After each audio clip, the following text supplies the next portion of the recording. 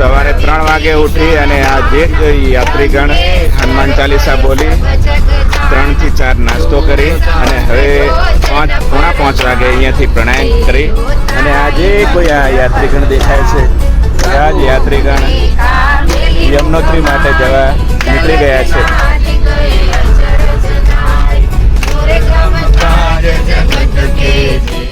9 તારીખે સવારે 5 વાગ્યાનો સમય છે. ખૂબ સુંદર અજવાળું અને વાતાવરણ જોઈ રહ્યા છો.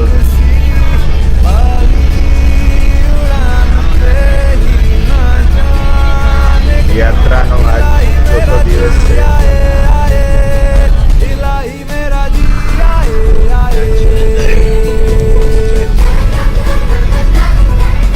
સામેના ભાગમાં સુંદર મજાનો બરફ દેખાઈ રહ્યો છે.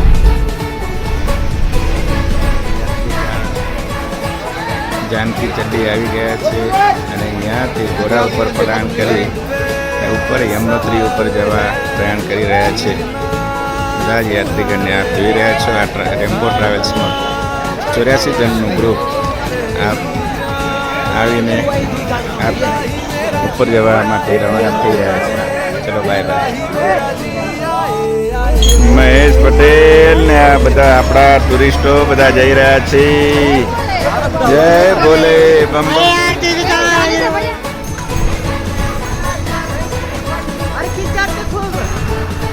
પર બરફ જોઈ રહ્યા છો. યમુના મૈયા ચરણોમાં પહોંચી ગયા છીએ. આ નજારો જોઈ રહ્યા છો. બધા જ યાત્રીગણ આ ઘોડા ઉપરથી સવારી કરીને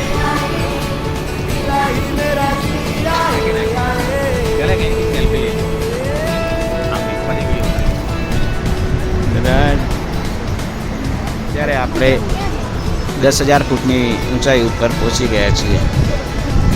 બાપા પણ બહુ સાહસ કરીને આજ યાત્રા માણી રહ્યા છે. 70 વર્ષની ઉંમરે ખૂબ સુંદર મજાનો યમુનાનો નજારો આપ જોઈ રહ્યા છો. અંધારું પણ છે. ઉપરના પહાડી વિસ્તારોમાં બરફ પણ છે. અત્યારે દેખાતો નથી.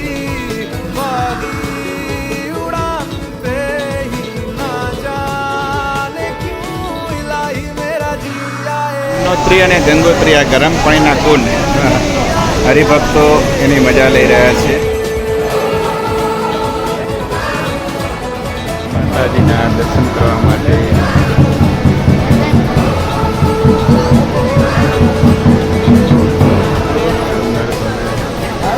યમુના મૈયાનું સ્નાન કરીને હરિભક્તો માતાજીના દર્શન કરવા જઈ રહ્યા છે.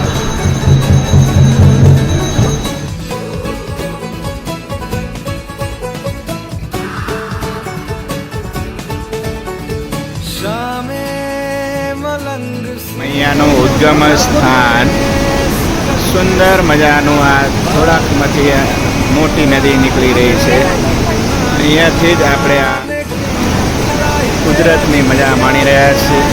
ખૂબ સુંદર મજાનો આ રમણીય વાતાવરણ નજારો